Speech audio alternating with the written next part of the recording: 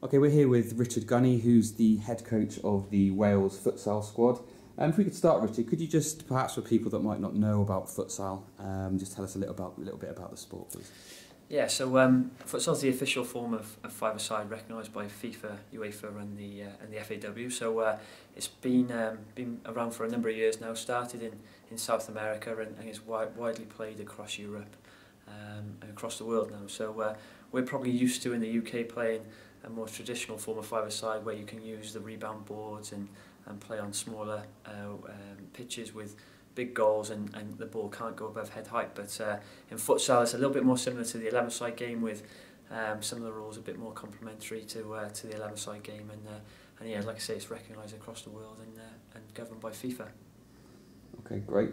Can you just tell us a bit also about the development of futsal in Wales? It's relatively new to us over here as far as I'm aware. I know a lot of work has gone into the sport recently. You just tell us a bit about where we've come from. Yeah, so I started my role with the FAW and the Welsh Football Trust 2 years ago now. So my role was to try and develop futsal at a grassroots level, and also in terms of domestically with competitions and the national side of things as well. So we've worked hard to try and improve facilities and the opportunities for futsal to take place up and down the country across Wales, and work with clubs and junior leagues and schools, etc., to try and use futsal at a grassroots level as a development tool to support the development of players at a young age.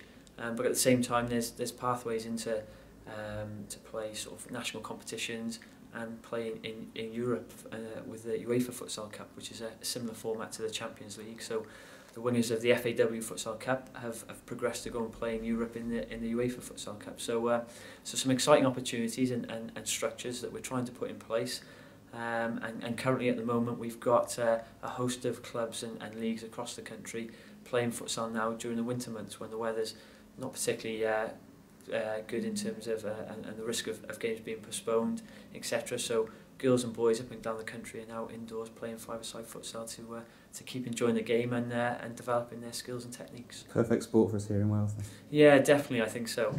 Certainly at the moment with the cold weather and plenty of rain around. So Wales have just been drawn in the Euro Championships against, I believe, Greece, Bulgaria, Armenia. Tell us a bit about that qualifying campaign. Yeah, so we've worked hard to develop a national squad as well, which will hopefully raise the awareness of futsal in Wales.